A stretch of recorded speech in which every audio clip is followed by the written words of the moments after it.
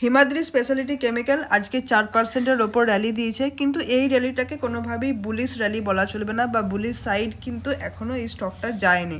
হতে পারে আজকে 4.5%-এর মতো র্যালি দিয়েছে, কিন্তু কেন এটাকে বুলিশ বলবো না তার কিছু কারণ আছে।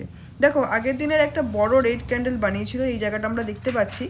ডেলি ক্যান্ডেল আমরা এখন আছি ডেলি চার্টে, তো একটা রেড ক্যান্ডেল আগের দিন বানিয়েছিল, আজকে কিন্তু সেই রেড ক্যান্ডেলটাকে পুরো কভার করে দিয়েছে।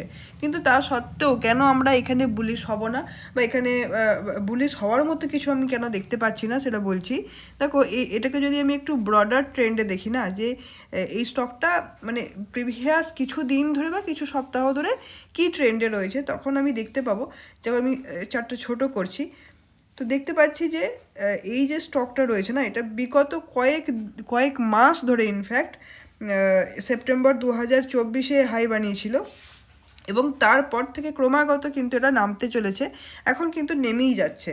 কিছু দিন এই জায়গাটায় সাইডওয়েজ ছিল, বা একটা রেঞ্জ বাউন্ড অবস্থায় ছিল এই যে এই জায়গাটায়, সেই রেঞ্জটাকে কিন্তু ভেঙে নেমেছে, এবং নামার পর একটা পুল ব্যাক দেয়। সাধারণত কোনো একটা জোন থেকে যখন সেটা নামে বা ব্রেকডাউন বা ব্রেকআউট দেয়, তারপর একটা পুল ব্যাক দেয়। সেটা নিচের দিকে হলে একটা পুল ব্যাক হয়ে ওপরে ওঠে, এবং ওপর দিকে হলে পুল ব্যাক, মানে ওপর দিকে যদি ব্রেকআউট দেয় সেক্ষেত্রে একটা পুল ব্যাক দিয়ে নিচে নামে।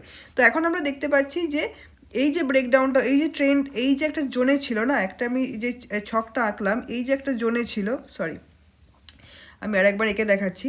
এই যে একটা জোনে ছিল কিছুদিন ধরে, বেশ আগস্ট মাস থেকে মোটামুটি এই জোনে ছিল, সেই জোনটাকে ভেঙে নেমেছে গতকাল, এবং আজকে সেটার একটা পুলব্যাক দিয়েছে। তাই এটাকে আমরা বুলিশ সিগন্যাল বলবো না। হতে পারে আজকে 4.5%-এর মতো র্যালি দিয়েছে, কিন্তু তাই জন্য আমরা এটাকে বুলিশ বলবো না।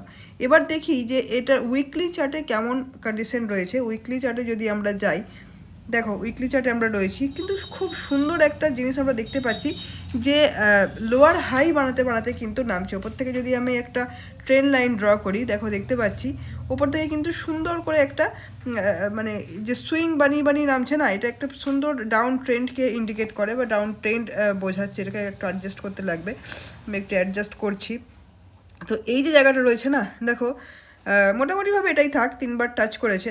হ্যাঁ, তো এই যে ট্রেন্ড লাইনটা আমি ড্র করলাম, এই ট্রেন্ড লাইনটাকে রেসপেক্ট দিয়ে কিন্তু নামছে, এবং সুন্দর করে নামছে। নিচে একটা জোন কিন্তু, বা সাপোর্ট জোন একটা ছিল, বা এখনও রয়েছে, অবশ্যই বলা যাবে যে এখনও রয়েছে। কারণ দেখো, যেই ব্রেকডাউনটা দিয়েছিল কালকে, সেটা কিন্তু আজকে কাভার হয়ে গেছে। তো তো হতে পারে এখানে সিনারিও কী তৈরি হতে পারে। এক হচ্ছে যে এই যে জোনটা ছিল মোটামুটি ওপরের দিকে, আমি আরেকটা লাইন টানি, এই যে ওপরে এই যে একটা মানে রেঞ্জ বাউন্ড ছিল, মোটামুটিভাবে এটা বলা যেতে পারে। তো এই রেঞ্জের মধ্যে অনেক দিন ধরে সময় কাটিয়েছে, এখন একটা ব্রেকডাউন দেওয়ার চেষ্টা করেছিল গতকাল, সেটা আজকে কিন্তু নাল অ্যান্ড ভয়েড হয়ে গেছে। সেটা কালকে যতটা নেমেছিল, আজকে কিন্তু ওটা কভার হয়ে গেছে। দেখো, এই যে উইকলি ক্যান্ডেলটা রয়েছে না, সেখানে আমি একটা দোজি মতো দেখতে পাচ্ছি, ডাউন মানে নামতে একটা দোজি হয়েছে, বা একটা ব্রেকডাউন দেওয়ার চেষ্টা করেছিল, সেটা কিন্তু আজকে আবার মানে তুলে দিয়েছে, মার্কেটে বায়াররা এসে তুলে দিয়েছে। তো যাই হোক, এখন সিনারিও কী হতে পারে, এই যে জোনের মধ্যে আবার ঢুকে গেল, এই জোনের মধ্যে সময় কাটাতে পারে। 1 নম্বর সিনারিও, এই যে ওপরের দিকে 488 এবং নিচের দিকে 440-এর যে জোনটা রয়েছে, এখানে সময় কাটাতে পারে, এবং কতদিন কাটাবে সেটা কেউ জানে না। ওপর থেকে একটা আমি ট্রেন লাইন ড্র করেছি, যেটা একটা ট্রায়াঙ্গেলকে ইন্ডিকেট করছে, বা একটা ট্রায়াঙ্গেল বলা যেতে পারে, ডিসেন্ডিং ট্রায়াঙ্গেল অবশ্যই। তো এই যে ওপরের দিকে যে লাইনটা রয়েছে, মোটামুটি এখানে অবধি উঠে, মানে 2 নম্বর সিনারিওর কথা বলছি, এই 471 অবধি উঠে আবার পর নামতে পারে, এবং এবার যে নামবে সেক্ষেত্রে কিন্তু হয়তো নিচের দিকে র্যালিটা অনেকটা স্ট্রং হতে পারে, বা সেলাররা অনেকটা ক্ষমতা নিয়ে ফিরে এলো, এবং সেক্ষেত্রে যেই ব্রেকডাউনটা হলো সেটা আরও বেশি নামিয়ে নিয়ে গেল, এবং নেক্সট সাপোর্টের দিকে চলে গেল। সেটা হচ্ছে 381-র যে জোনটা রয়েছে, সেটা কিন্তু খুলে যাবে। তো এখনও কিন্তু সেই জোনটা খোলে নাই, যেহেতু ওই যে আজকে যে র্যালিটা দিয়েছে 4.5%-এর মতো যেই মুভটা দিয়েছে, সেটা কিন্তু আবার ওই স্টকটাকে যেই জোনটাতে ছিল সেখানে গিয়ে ঢুকিয়ে দিয়েছে, বা সেই জায়গাতে গিয়ে আবার কিন্তু আগের পজিশনে ফিরিয়ে দিয়েছে। তো 2 নম্বর সিনারিও যেটা হলো, যে ওপরের দিকে এই 400 মোটামুটি 460-এর এই জায়গাটা থেকে ঘুরে এসে পর নামতে পারে, অথবা উপরের দিকে এটাও হতে পারে যে 473 বা 488 যে জোনটা রয়েছে সেটা ব্রেক করে ওপরে উঠে গেল, সেটা অবশ্যই ব্রেক আপ হবে বা সরি ব্রেক আউট হবে, হ্যাঁ ব্রেকআপ বলছি, যাই হোক, তো ব্রেক আউট হবে এবং সেই ক্ষেত্রে ব্রেকআউট যদি হয় 488 যে জোনটাকে ভাঙলো, ভেঙে পর আবার একটা যখন পুল ব্যাক দেবে না, তখন একটা ঢোকার জায়গা থাকবে বা কেনার জায়গা থাকবে। এখন একদমই কিন্তু কেনার জায়গা নেই এটাকে, বাইং অবস্থায় নেই এটা। আচ্ছা, 2 নম্বর সিনারিওর কথা বললাম।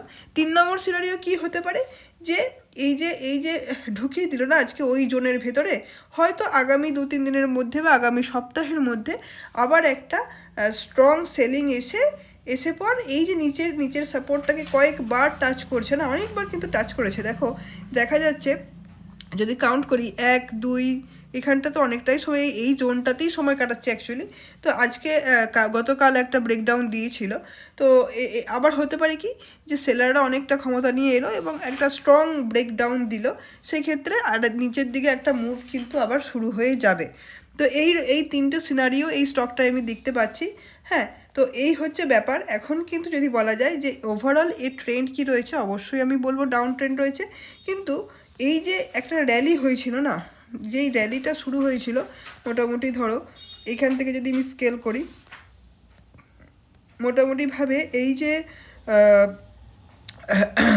2023-এর জানুয়ারিতে একটা ব্রেকআউট দিয়েছিল, 2023-এর ফেব্রুয়ারি নয় অ্যাকচুয়ালি, এই আগস্টে 2023-এর আগস্টে একটা ব্রেকআউট দিয়েছিল এবং সেই যে র্যালিটা সেটা অনেকটা র্যালি দিয়েছিল।